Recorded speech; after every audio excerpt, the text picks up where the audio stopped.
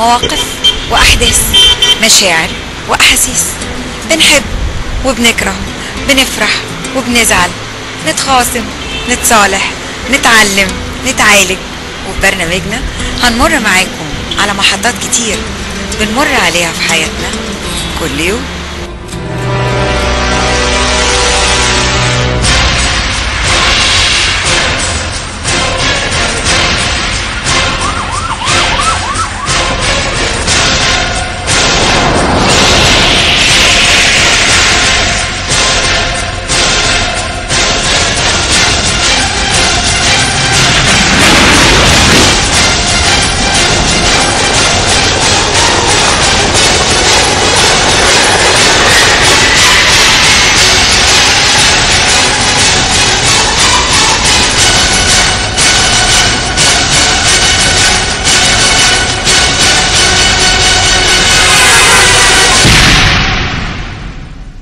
اهلا بكم وحلقه جديده من برنامج كل يوم.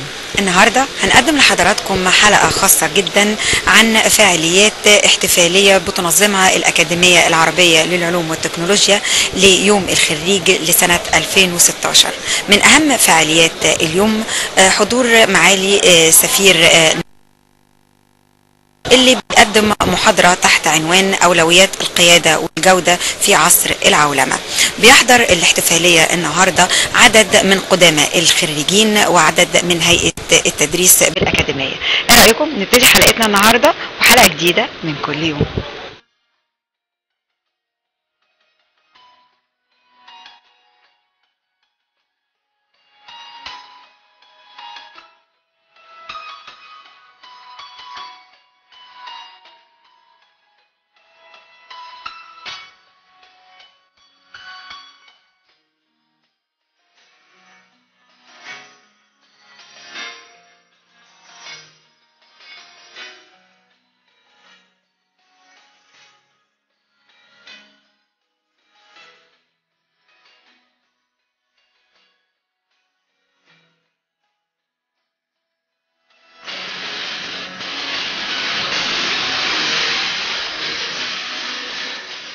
كاميرا برنامج كل يوم بسعادة ان هي تشارك في احتفالية يوم الخريج بالأكاديمية العربية للعلوم والتكنولوجيا والنقل البحري.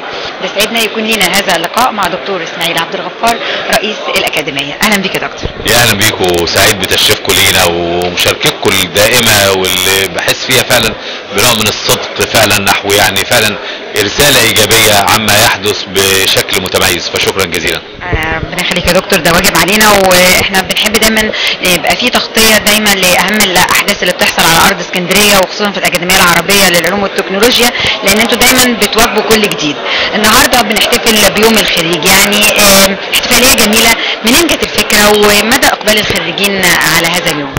يعني طبعا يوم من الايام اللي احنا فعلا بنبقى سعداء فيها جدا ونبقى يعني فعلا بنتجمع كلنا اوائل الخريجين، يعني زي ما انت حضرتك شايفه خريجين من دفعه رقم 1 وشايفه حضرتك المؤسسين بتوع الاكاديميه من الرعيل الاول، وبنشوف الجيل اللي احنا كلنا واثقين انه هيكون فعلا ان شاء الله يعني هيكون على ايده كل الخير، الطلبه والشباب.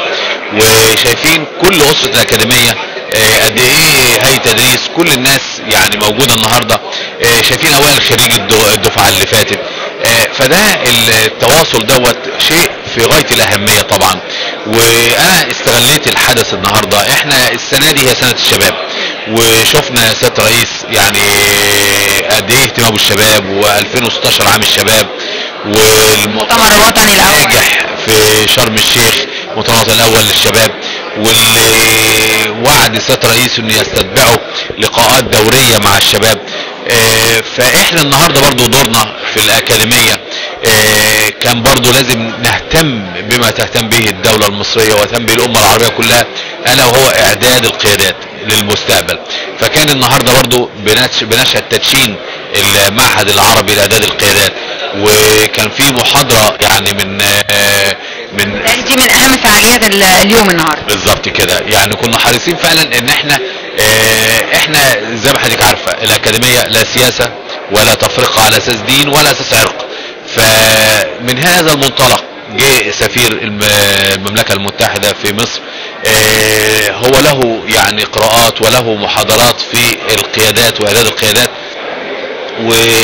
وجه وادى يعني فعلا محاضرة قيمة، وكان له يعني فعلا اراء متميزة، وكان حوار جميل بينه وبين اعضاء اهم رساله حاول يوصلها يا فندم من خلال المحاضره بتاعته كانت بعنوان اولويات القياده والجوده في عصر العولمه. هو ده فعلا احنا يعني هي فعلا يعني دي الرساله الرئيسيه، الاولويات، البريورتيز، لان احنا فعلا لازم، ده درس مهم جدا لازم نكون حريصين عليه.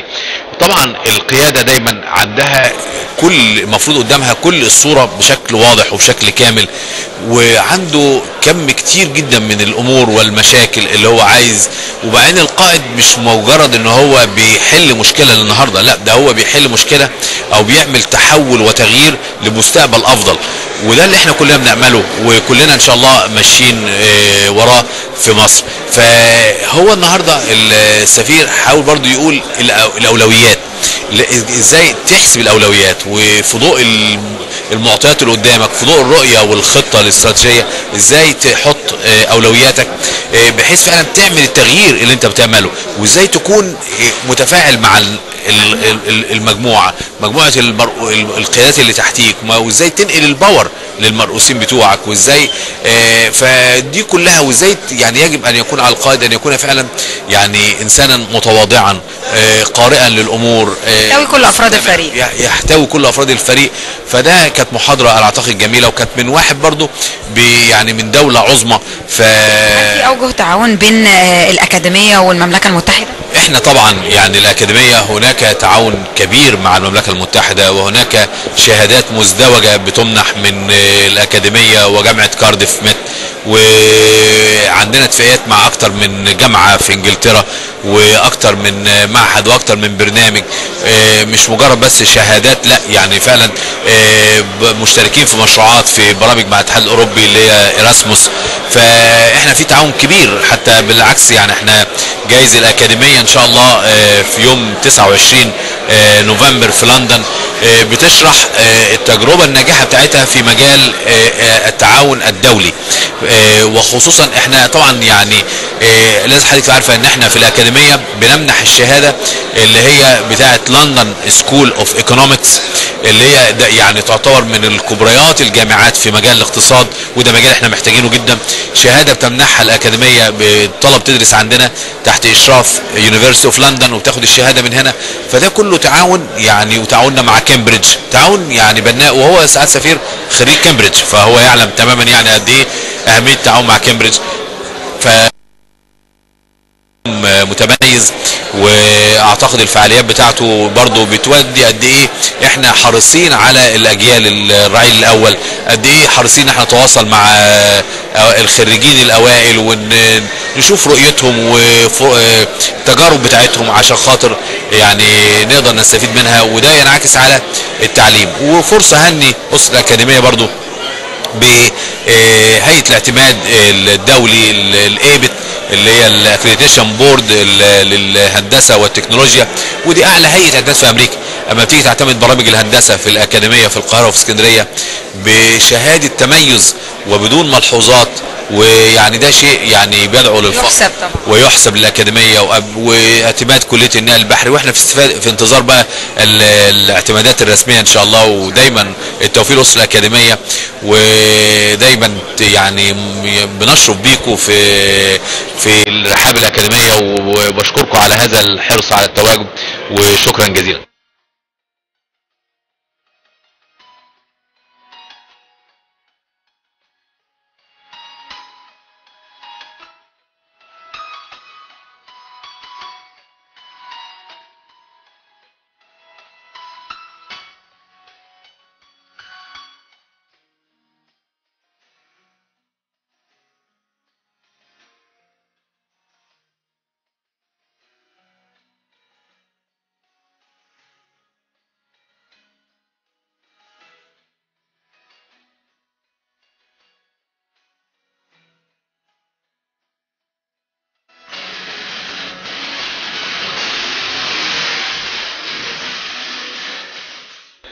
بيسعدنا النهارده واحنا بنشارك الأكاديمية العربية للعلوم والتكنولوجيا والنقل البحري الاحتفالية الخاصة بيوم الخريج ان احنا نستضيف دكتور محمد وهبة رئيس رابطة الخريجين. اهلا بيك يا دكتور. اهلا وسهلا فندم، ازي حضرتك؟ النهارده واحنا بنحتفل بيوم الخريج، يعني عايزين نتكلم في البداية الفكرة جت منين؟ هي الفكرة جت من رئيس الأكاديمية الأسبق الدكتور جمال مختار. فكر ان هو ازاي يجمع الخريجين، بالذات ان احنا بنتخرج دفعات من حوالي 22 دولة عربية، كلهم بقوا في مراكز مرموقة، واحنا عايزين مجال البحري بالذات محتاجين دعم من الخريجين للكادت اللي هم بيتخرجوا جديد، ازاي ان هم يتدربوا على السفن. فاحنا بدينا ان احنا عملنا الفكره دي، ان احنا جمعنا كل الداتابيز بتاعت الخريجين، حطيناها كلها على الويب سايت، وبدا الخريجين كلهم يتصلوا بينا، بدينا نعمل لهم الانشطه اللي هم يحتاجوها، بدينا ننظم لهم رحلات سنويه، بدينا نعمل لهم دورات تدريبيه، بدينا نحطهم على الويب سايت، ويبدا الشركات تبدا تعرفهم وتبدا تستعين بيهم لما يكون بقى الخريجين بقوا في تواصل مع بعض، وبداوا يساعدوا ان هم يدربوا بعض، وبدا ان هم حتى يشغلوا بعض، وبدات الاكاديميه بقى لها اسم عالمي من خلال ان هي بتحسن استغلال الخريجين او بتحسن توظيفهم في الشركات المختلفه. لو حبينا نتكلم يعني باستفاضه عن الانشطه اللي بتقدم من خلال رابطه الخريجين، يعني ايه خدمات تانية غير ان انتوا قدرتوا ان انتوا يبقى في كوميونيكيشن او اتصال ما بين الخريجين القدامى مع بعض؟ هو طبعا اول حاجه كانت ان احنا نربط اواصر الاتصال ما بينهم، انما كان تاني حاجه ان احنا نعمل بعد التوظيف ان احنا نعمل انشطه اجتماعيه، بنعمل لهم نادي اجتماعي، بنخلي الاكاديميه بالنسبه لهم مكان ممكن يتجمعوا فيه مع بعض، بيبداوا بيتبادلوا مع بعض المشاكل اللي بيقابلوها في سوق العمل، بتبدا الاكاديميه تراعي ده في الخريج الجديد، ما يبقاش عنده مشكله في ان التعامل مع سوق العمل الجديد ومتطلباته الحديثه. حضرتك شايف الاقبال من الخريجين عامل ازاي؟ والله في الاول كان طبعا الاقبال كان ضعيف، انما حاليا الرابطه الحمد لله فيها حوالي اكثر من 36 الف خريج على مدار خريجين الاكاديميه من سنه 72 حتى 2016. اهم فعاليات اليوم النهارده يا فندم؟ والله فعاليات اليوم ان احنا النهارده جايبين حوالي حاجه و30 فرد من الدول العربيه، جاي من العراق، وجايين ناس من الكويت، وجايين من السعوديه، ومن الاردن، ومن ليبيا، ومن اليمن، في مجموعه دول اللي هم استجابوا عشان ظروف طبعا السياسيه اللي احنا عارفينها، انما في طبعا كتير كانوا عايزين يجوا اكتر من كده، وحوالي اكتر من 200 خريج من جمهوريه مصر العربيه طبعا مشاركينا في اليوم ده. واليوم ده بيبقى فرصه جميله جدا ان هم بيبداوا يعني ياخدوا الصور التذكاريه مع بعض، يفتكروا ايام الذكريات، بيشوفوا كمان ايه اللي وصلت له الاكاديميه الايام دي النهارده، فبنعمل لهم جوله، بنوريهم مجمع المحاكي الحديث اللي عاملاه الاكاديميه، ده اكبر مجمع في الشرق الاوسط، بنوريهم القبه السماويه، بنوريهم شكل الكليات، بنوريهم الاقسام الجديده اللي بدينا انشائها ليهم.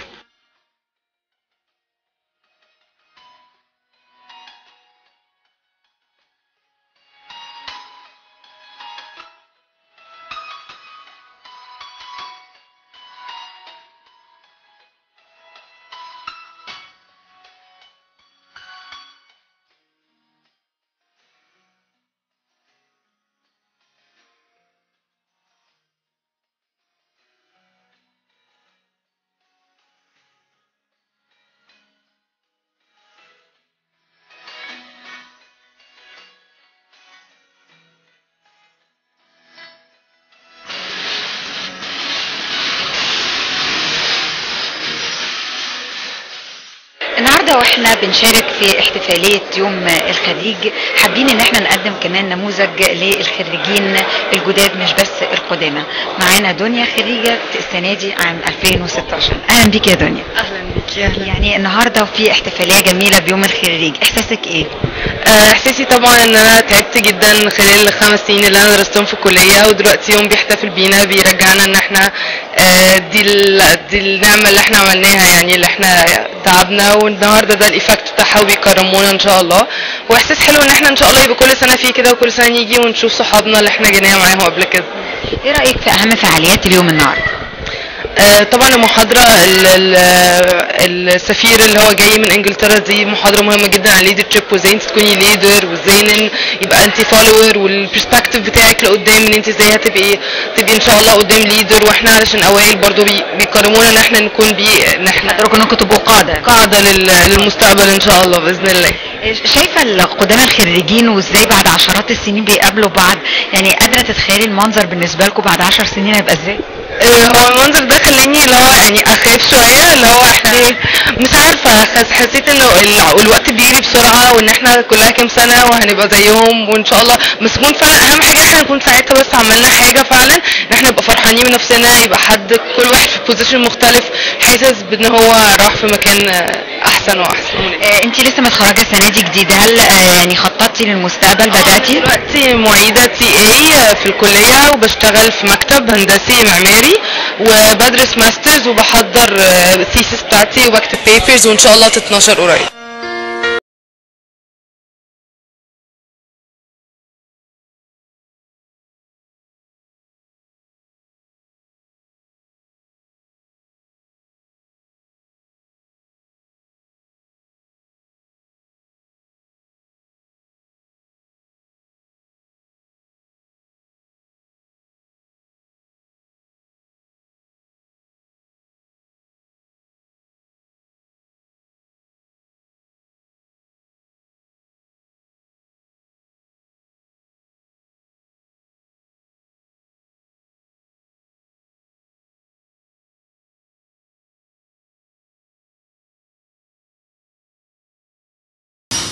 النهارده واحنا بنشارك في احتفاليه يوم الخريج بالاكاديميه العربيه للعلوم والتكنولوجيا، بيسعدنا ان احنا يكون لنا مجموعه من اللقاءات مع قدامى الخريجين والخريجين الجداد. من قدامى الخريجين كان لنا هذا اللقاء مع سياده القبطان هيثم شعبان من لبنان. اهلا بيك يا فندم. اهلا بحضرتك. يعني النهارده احتفاليه كبيره بمناسبه يوم الخريج في عام 2016. في البدايه حابه اسال حضرتك خريج دفعه كام؟ دفعة 46. احنا دخلنا الأكاديمية عام 95 قسم ملاحة بحرية، وتخرجنا سنة أول 99. صراحة يوم لم الشمل هيدي مش أول مرة نحن بنشارك فيه. أنا حاليا يعني كقبطان كمان بشغل منصب رئيس مجلس إدارة مجلة، نحن مجلة متخصصة معنية بالنقل البحري، ودي ثالث مرة بنشارك فيها برعاية إعلامية لهذا الحدث المهم. احنا بنشوفه حدث هام جدا للخريجين، خاصة القدامى. يعني انا فيك تعتبريني بترانزيشنال بيريود، انا ماني كتير قديم كتير ان بتوين، وسط يعني من جيل الوسط. سبب حرصك على المشاركه في يوم الخريج يعني، وحضرتك من لبنان، واهتمامك ان انت تسافر وتيجي وتبقى مشارك في اليوم النهارده؟ بالنسبة لنا هذا الحدث أهميته جاي من فكرة انه غير انه نحن بنلتقي بحبايبنا وزملائنا واصدقائنا ايام الدراسة، بس كمان احنا بنلتقي بناس سبقونا بهذا المجال، وحاليا هن يشغلوا مناصب قيادية بالعالم العربي بقطاع النقل البحري، لانه في واقع كل الناس بتلتزم فيه وماشي فيه، اللي هو انه كل خريجي او كل من يشغل حاليا مناصب قيادية بقطاع النقل البحري العربي هو خريج الأكاديمية، فبالتالي لها فضل على الجميع. وطبعا احنا بنشكرهم على هذه الخطوة، على رابطة الخريجين ودكتور اسماعيل على هذه الخطوة بدعمه لهذا الموضوع.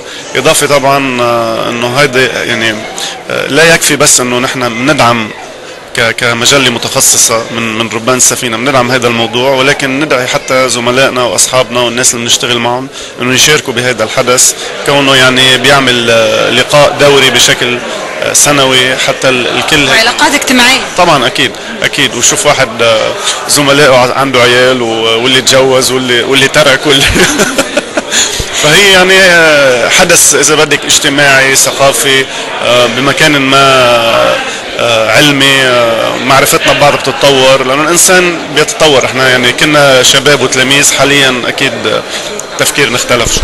مدى استفادة حضرتك من دراستك في الأكاديمية، ويعني مدى استفدتك باللي درسته في الأكاديمية لما بدأت تمارس الحياة العملية على أرض الواقع والعمل؟ هلا طبيعي الشغل البحر تحديدا العلم فيه هو اساس، والخبرة بتجي مع الوقت. بعد تخرجي انا سنة 99 يعني ابتديت امارس حياتي العملية على متن السفن يعني لغاية 2007 على بال ما رجعنا نزلنا على الارض. ف كل اللي اخذناه من الاكاديمية ساهم بشكل جبار انه نقدر نحن نتطور حتى نصير يعني بمكان ما ماسكين شغل او مدراء لاشغالنا نحن، والفضل طبعا بيعود لهم. نحن بنتمنى لهم كل خير وكل تطور لدرجات اللي هي اعلى من هيك.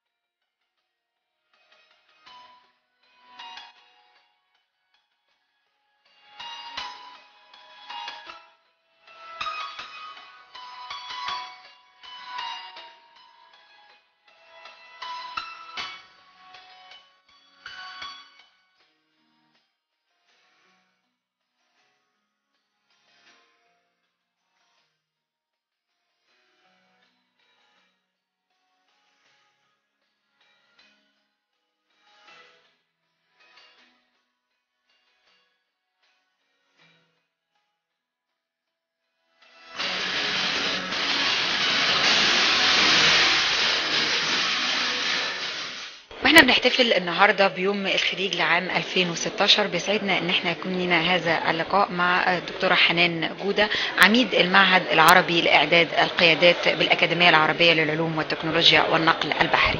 مرحبا بحضرتك معنا. اهلا وسهلا. النهارده واحنا بنتكلم واحتفاليه جميله في الاكاديميه ليوم الخريج، حابه تقول لنا ايه عن اليوم ده؟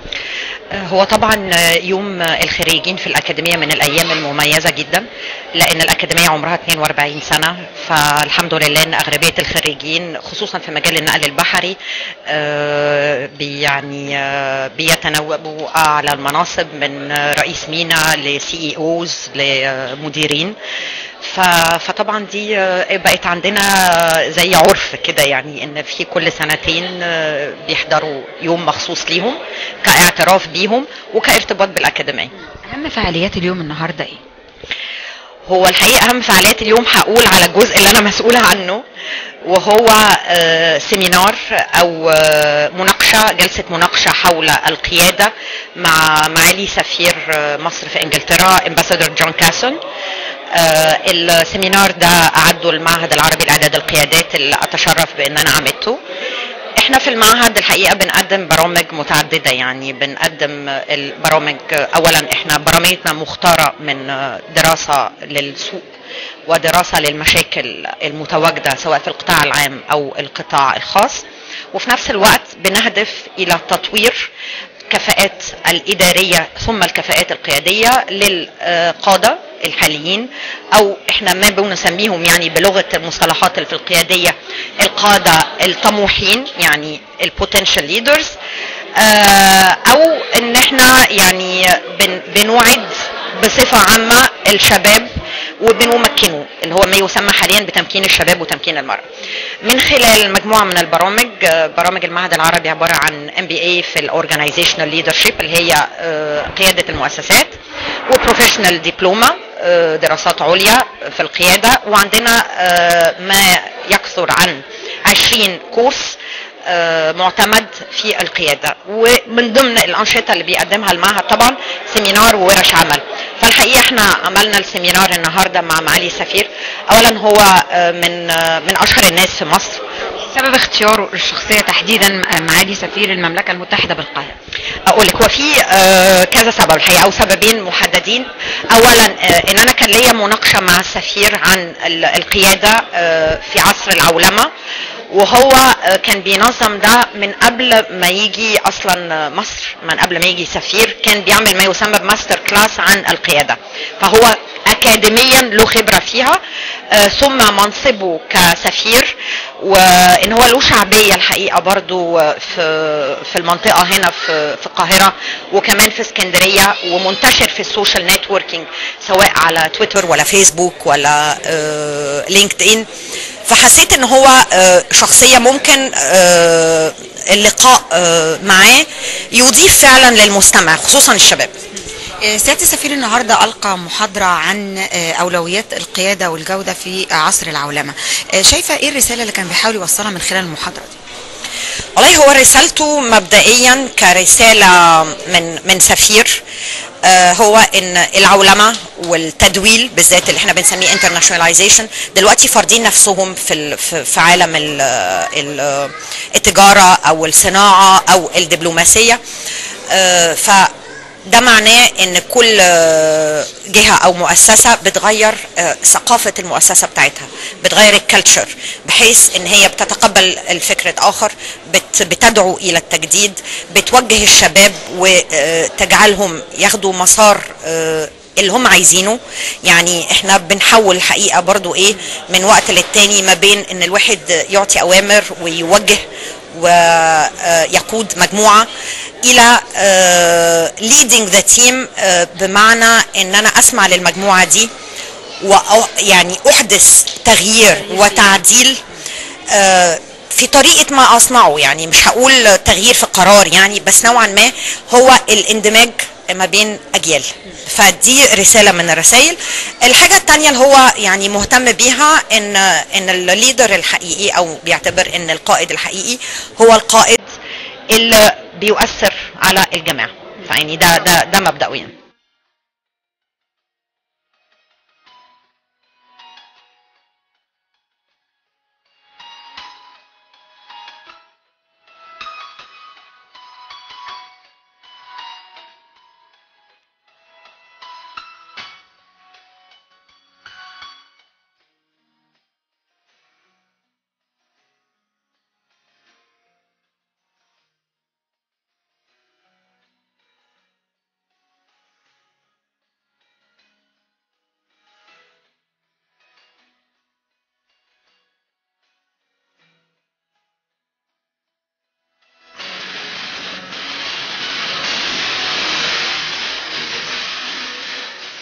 يوم الخريج هو يوم لم الشمل، بيتلاقى فيه الأصحاب من عشرات السنين.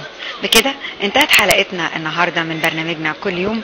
بتمنى تكونوا استمتعتوا بيها ويانا، على وعد بلقاء جديد وحلقة جديدة من كل يوم. لكم أرق تحيات وأمنيات أسرة البرنامج، محمد زكي، علا مقلد، وتحياتي منال فاروق.